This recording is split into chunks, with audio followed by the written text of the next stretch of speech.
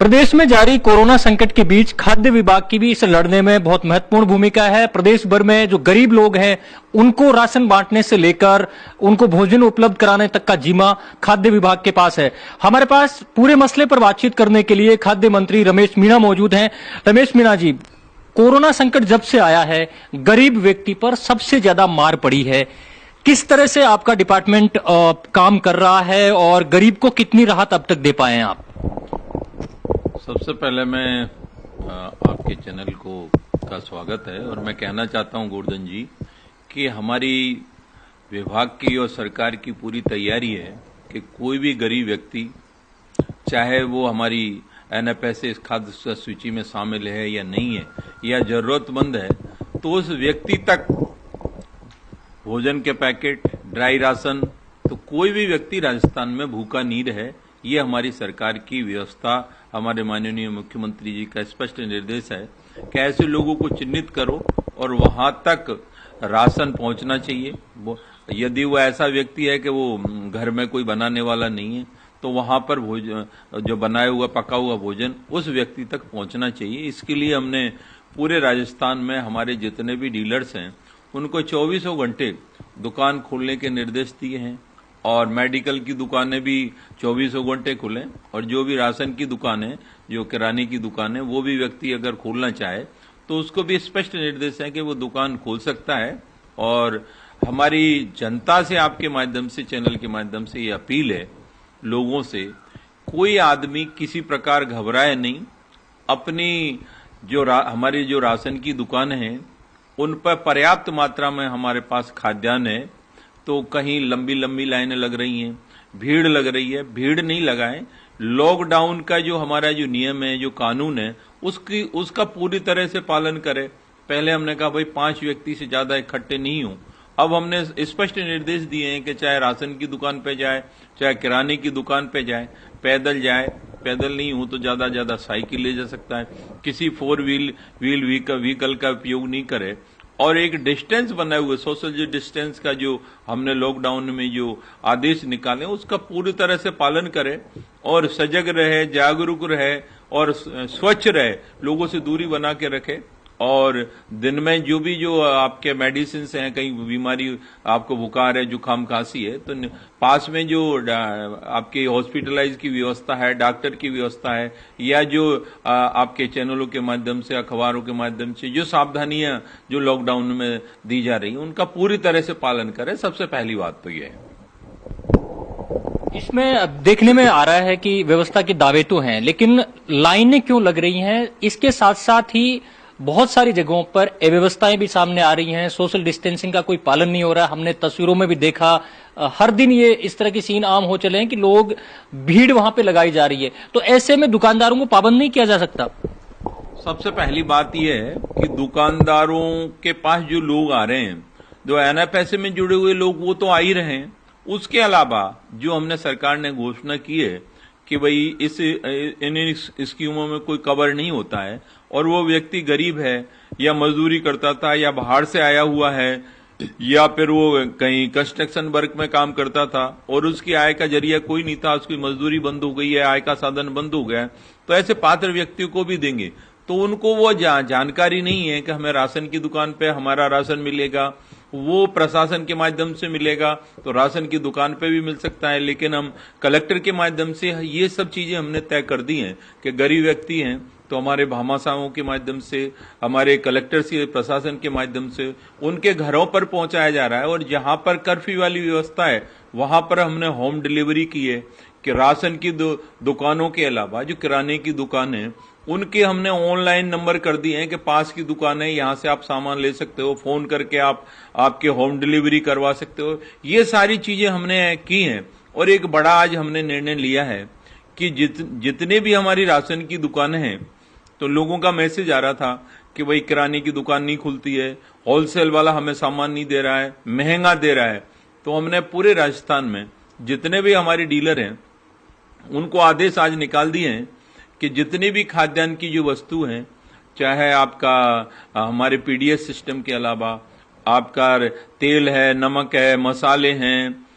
आलू है, सूजी है, बेसन है, बाजरा है, ये सारी चीजें आपको दुकान आपके हमारी डीलर की दुकान पर मिलेंगी। आपके हाइजीन के जो सामान है, साबुन है, सैनिटाइजर है, ये सब की विक्रय की अनुमति हमने दे दी है, जिससे लोग कहीं इधर उधर भागे नहीं। अपनी राशन की दुकान से भी आपकी जो रोजमर्रा की खाद्य आपूर्ति की जो वस्तुएं हैं वो आसानी से उपलब्ध हो सकेंगी। दूसरी, हमने खाद्य विभाग के माध्यम से जो आटा मिल है, दाल मिल है, होलसेल जो दुकानदार हैं वो बैठे हुए हैं कि भाई हम कब दुकान खोलें, कब महंगा हमारा सामान बेचें, तो उनको भी हमने बाउंडेड किया है सरकार के माध्यम से कि वो दुकानें खोलें, उनकी आटा मिलें चलाएं, दाल मिलें चलाएं। बड़े किराने वाले हैं वो समय पर दुकानें खोलें और जो मात्रा है एमआरपी से ज्यादा पैसे नहीं लें और महंगी चीज नहीं बेचें, मिलावट नहीं करें। ये सारी चीजें अगर यदि कोई होलसेल वाला है या आटा मिल दाल वाला है कोई गड़बड़ करता है तो उसके खिलाफ कानूनी कार्रवाई की जाएगी। तो ये सब आम आदमियों के लिए हमने जो आम जनता के लिए, तो जनता घबराए नहीं, जनता को समय पे मिलेगा। अभी राशन की दुकानें हमने 28 मार्च से शुरू कर दी जो 1 अप्रैल से होनी थी, तो अभी तो इस सप्ताह में लगभग 7-8 दिन के अंदर पूरे राजस्थान में 70% लोगों के पास जो आवश्यक जो नीडेड व्यक्ति हैं उनके पास हमारा राशन पहुंच जाएगा। तो बड़ी समस्या जो दिख रही है लोगों को, खाने पीने की व्यवस्था कैसे होगी, तो सबसे बड़ा जो इस कोरोना वायरस में जो ये लॉकडाउन में सबसे बड़ा पहला काम राज्य सरकार का होगा कि पहला सबसे जो भारत सरकार भी दे रही है, राज्य सरकार भी दे रही है 2 महीने का फ्री राशन, वो उनके घरों तक पहुंच जाएगा। एक निश्चितता हो जाएगी कि हमारे पास राशन पहुंच गया है, तो एक बड़ी समस्या का समाधान हो जाएगा हमारे विभाग के माध्यम से। एक बहुत प्रैक्टिकल इसमें सवाल आता है कि गरीब व्यक्ति हो चाहे गरीब व्यक्ति को तो आप जिसका एनएफएसए में नाम है राशन वहां दे देते हैं, लेकिन जिसका एनएफएसए में नाम नहीं है, फूड सिक्योरिटी में जिसको राशन नहीं मिलता, वो क्या करेगा? उसको वो जो व्यक्ति है वो कैसे राशन ले सकेगा, खाद्य सामग्री ले सकेगा? क्या उसको पैसे चुकाने पड़ेंगे या सरकार उसको मुफ्त में देगी? इस तरह के जो व्यक्ति हैं हमारे अर्बन एरिया में, तो हमारे जो आपके जो सरकारी कर्मचारी हैं उनको लगा दिया है चिन्हित करने के लिए। आपके रूरल ग्रामीण एरिया में हमारा ग्राम सेक्रेटरी है, ग्राम विकास अधिकारी है, पटवारी है, आंगनवाड़ी कार्यकर्ता है, इन सब लोगों को हमने चिन्हित करने के लिए लगा दिया है कि ऐसे व्यक्ति, इनकी मॉनिटरिंग करो। आप बाहर से आए हैं, वो साथ साथ स्क्रीनिंग का भी काम हो रहा है हमारा, और साथ साथ ये भी काम हो रहा है कि वही कोई व्यक्ति गरीब है और बाहर से आगे आया है, उसका हमारे एनएफएसए किसी श्रेणी में कवर नहीं होता है, तो ऐसे व्यक्ति को हम चिन्हित कर रहे हैं और वहां से संबंधित एसडीएम है, ईयू है, ईआईयू है, आयुक्त है, इन सब लोग को स्पष्ट निर्देश दिए हैं कि ऐसे व्यक्ति को चिन्हित करो और उसके यहाँ 5 किलो आटा हमारे जो हम दे रहे हैं, आधा किलो नमक, आधा किलो तेल, 1 किलो चावल, 1 किलो दाल, प्लस भारत सरकार के द्वारा 5 किलो और जो दाल जो एक्स्ट्रा दी जा रही है वो पूरा पैक राशन उसके घर तक पहुंचाया जाए। क्योंकि हम जैसे ही कहीं काफी जगह भामासा बांट रहे हैं तो वहां पर भामासा बांट रहे हैं, अच्छी बात है, वहीं सरकार भी पहुंच रही है, तो एक व्यक्ति 10 बार ले रहा है, कुछ व्यक्ति 1 बार भी नहीं ले पा रहे हैं। तो ये हमने सभी हमारे कलेक्टर्स को स्पष्ट निर्देश दिए हैं कि व्यक्तियों को चिन्हित करें और उसके घर तक फ्री राशन पहुंचाए, ये हमारी सबसे पहली प्राथमिकता है। सब एक प्रैक्टिकल समस्या भी है कि शहरों में आप पहुंचा देंगे, लेकिन जैसे डांग का इलाका है, सुदूर इलाकों में हैं, रेगिस्तानी जिले हैं, पश्चिमी जिले हैं, वहां पर लोग ढाणियों में बसे हुए हैं, राजसमंद वगैरह, ये जो मगरे का क्षेत्र है यहाँ पर मगरों में लोग बसे हुए हैं, इन तक क्योंकि दूरियां बहुत हैं, इन तक कैसे राशन और खाद्य सामग्री पहुंचेगी? क्योंकि कई जगह से ऐसी शिकायतें आ रही है कि उनको कोई पूछने वाला नहीं है। हमने सभी जगह जहां पर डांग क्षेत्र की या रूरल एरिया की बात कर रहे हैं, चाहे टीएसपी क्षेत्र हो, नॉन टीएसपी क्षेत्र हो, सभी जगह हमारे सरपंच हैं जितने भी अभी प्रेजेंट में हैं या प्रशासक हैं जो जहां चुनाव नहीं हुए हैं, पटवारी है, ग्राम विकास अधिकारी है, ये सब लोगों को हमने पूरे एरिया वाइज, पुराने वार्ड पंच हैं, पूर्व सरपंच हैं, सबको स्पष्ट मतलब एक तालमेल बिठाया है हमने कलेक्टर के माध्यम से, इनकी मीटिंग ली गई है कलेक्टर के माध्यम से, विकास अधिकारियों के माध्यम से, एसडीएम के माध्यम से बुलाकर ऐसे लोगों को चिन्हित किया और वहां पर हम राशन की किट भी पहुंचा रहे हैं, और वहां पर मास्क भी हमने हमारे विधायक कोष से मंगवाए, निजी हमारे जो भामाशाह हैं उनके माध्यम से पैसा कलेक्शन करवाया हर जिले में। तो वहां पर मास्क सैनिटाइजर भी हम पहुंचा रहे हैं, लोगों को जागरूक भी कर रहे हैं, लोगों को समझा भी रहे हैं कि भीड़ नहीं लगे, आप एक साथ बैठकर कहीं ताश की पत्ती नहीं खेलें या कोई एक जगह कहीं ज्यादा इकट्ठे नहीं हो। ये सारी चीजों को हम सचेत भी कर रहे हैं लोगों को। कोई बाहर से व्यक्ति आया है तो उसके बारे में भी लोगों को आगाह किया है कि तुरंत हमें बताएं, और जिससे उसकी स्क्रीनिंग हो सके, कहां से आया है और कितने दिन से यहां रह रहा है, तो उसको क्या है आइसोलेट किया जाए, जिससे गांव में किसी प्रकार की बीमारी नहीं फैले। और पूरी हमारी तैयारी है, जहां से हमें आज भी यहां फोन आता है मेरे पास में, तो विभाग से किसी भी जिले से आता है तो तुरंत हम कलेक्टर और हमारे डीएसओ हैं वहां पर हम निर्देश दे रखे हैं कि तुरंत किट पहुंच जानी चाहिए और पता कर लो वास्तव में पात्र व्यक्ति है। पर काफी जगह क्या हो रहा है कि दूसरे लोग भी आ रहे हैं लेकिन हम उनको भी दे रहे हैं, लेकिन हमारी प्राथमिकता यह है कि गरीब व्यक्ति है वो भूखा नहीं सोए और उस तक हमारी राशन की किट, दवाइयों की व्यवस्था और किसी प्रकार की कोई यह व्यवस्था नहीं हो। एक बड़ा वर्ग है, मध्यम वर्ग है, जिसको फ्री में तो जरूरत नहीं है, लेकिन शिकायतें इस तरह की आ रही है कि ऊंचे दाम वसूल जा रहे हैं, कालाबाजारी कई चीजों की जा रही है और गुणवत्ता भी खराब दी जा रही है। इस तरह की शिकायतें भी कई जिलों से भी और राजधानी से भी आई है। अब तक कितने कालाबाजारियों के खिलाफ कार्रवाई की गई है और आगे आप क्या अश्योर करेंगे कि जो कालाबाजारी है वो नहीं होने दी जाएगी इस लॉकडाउन के दौरान? अभी 25/3/2020 को हमने एक आदेश निकाला था जिसमें हमारे ईओ, ईआई और खाद्य पदार्थ से संबंधित एसडीएम है, एडीएम है, सारे जिले के जो सक्षम अधिकारी हैं, चाहे पुलिस का डीएसपी लेवल का अधिकारी है, इनको सभी को कहा कहीं शिकायत आती है तो तुरंत निरीक्षण करें। तो हमने राजस्थान में 2600 निरीक्षण किए हैं, 150 प्रकरण दर्ज किए हैं। इसी प्रकार मास्क सैनिटाइजर की भी एमआरपी से अधिक मूल्य पर बेचने वाले 1064 निरीक्षण किए, इसमें 130 प्रकरण दर्ज किए, 4,31,000 वसूल किए। तो हमने स्पष्ट लोगों को निर्देशित किया हुआ है कि कोई एमआरपी से ज्यादा ले रहा है या कहीं कोई गड़बड़ कर रहा है तो कलेक्टर है, डीएसओ है, एसडीएम है या हमारे विभाग को डायरेक्ट आप बताएं, तो हम किसी भी तरह से कोई कालाबाजारी नहीं होने देंगे और सख्त कार्रवाई करेंगे। लोगों को सही मात्रा में और समय पर राशन मिले, शुद्ध मिले, ये हमारी प्राथमिकता है कि लोगों तक कहीं किसी को घबराने की जरूरत नहीं है। लोगों से हम ये चाहते हैं कि इसमें जो कोरोना वायरस जो प्रकोप है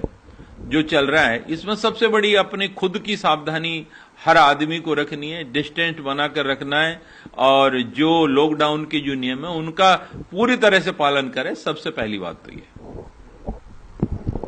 खाद्य विभाग की कितनी बड़ी भूमिका आप मानते हैं इस लॉकडाउन में भी और कोरोना से जो जंग है इसमें जीतने के लिए आपका डिपार्टमेंट कितना अहम रोल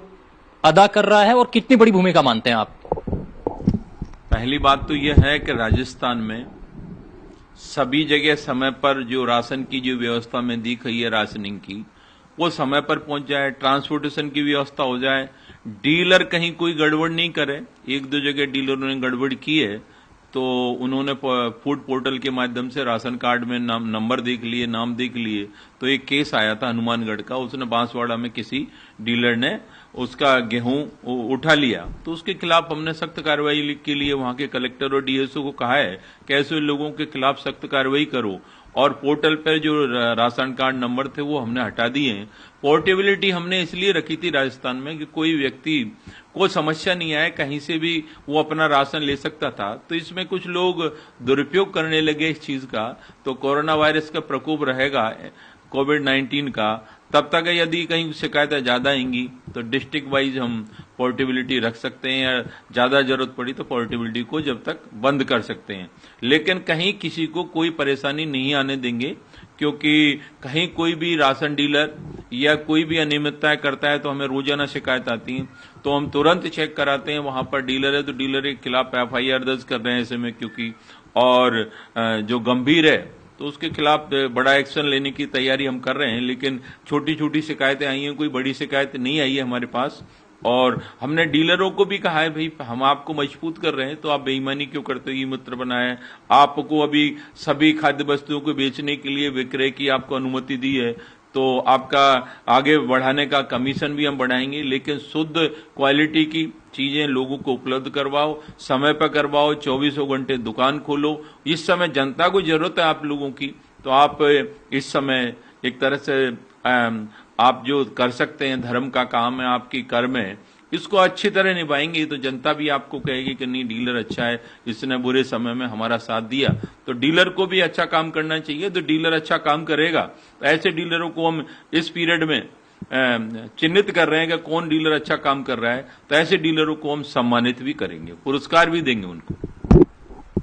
सब बड़ी चीज सप्लाई चेन की है। खाद्य विभाग के अलावा जो प्राइवेट सेक्टर का सप्लाई चेन है, शिकायतें इस तरह की आ रही हैं कि वो सप्लाई चेन टूट गया है। कई जगह ट्रक्स को रोका जा रहा है, माल जो व्यापारियों के पास आना चाहिए मंडी से लेकर के जो सप्लाई चेन का सिस्टम बना हुआ है उसमें, तो ये रुके नहीं, सप्लाई चेन बनी रहे, क्योंकि सीएम ने भी कहा कि सप्लाई चेन नहीं टूटनी चाहिए। इसके लिए क्या किया जा रहा है?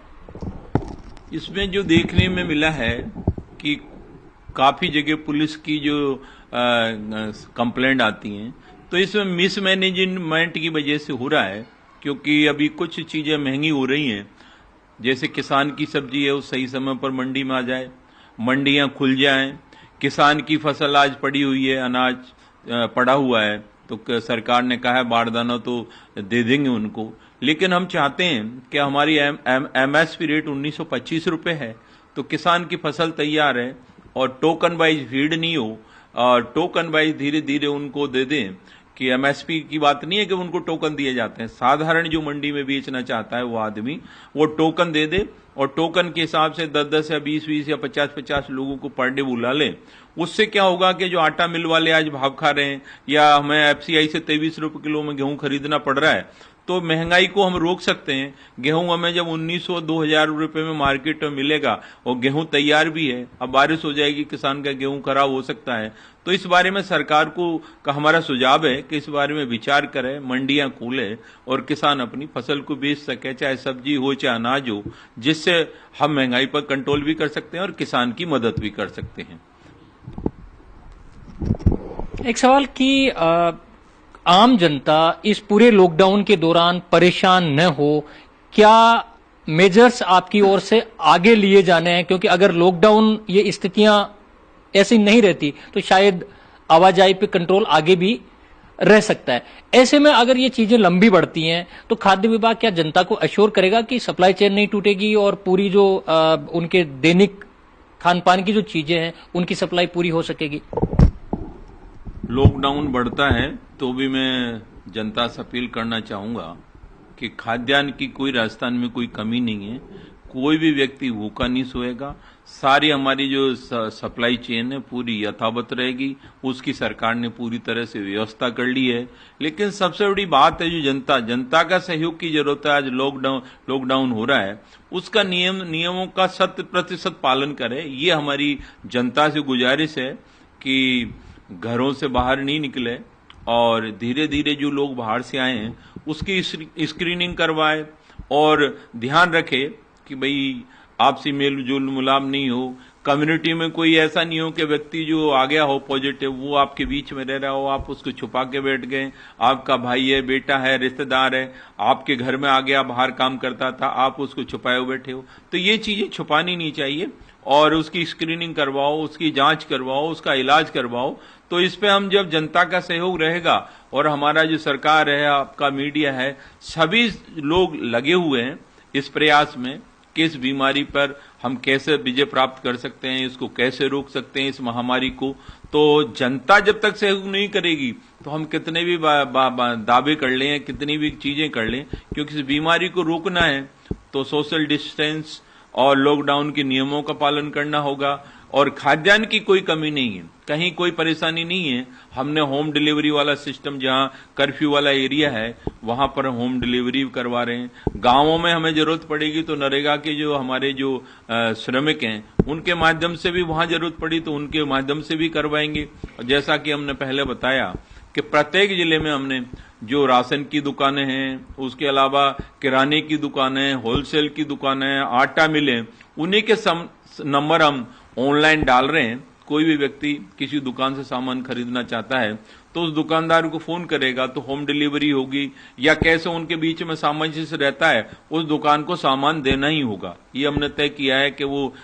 इफ एंड बट नहीं करेगा, सामान देना होगा। उनकी दुकानों के नंबर दे रहे हैं, जिससे किसी प्रकार की व्यक्ति कहीं पर भी खाद्यान्न संबंधित या दवाई से संबंधित या सब्जी से संबंधित कहीं कोई दिक्कत नहीं आएगी। ये हमारी सरकार की पूरी तरह से तैयारी और पूरी व्यवस्था है।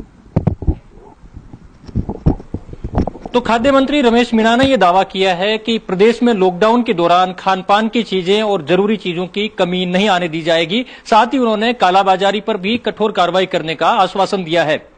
अब यह जनता पर निर्भर करता है कि वो लॉकडाउन के दौरान घरों पर रहे और सुरक्षित रहे, क्योंकि कोरोना को हराने के लिए लॉकडाउन का सख्ती से पालन करना जरूरी है। कैमरा पर्सन दिलीप चेची के साथ गोवर्धन चौधरी, न्यूज 18 राजस्थान, जयपुर।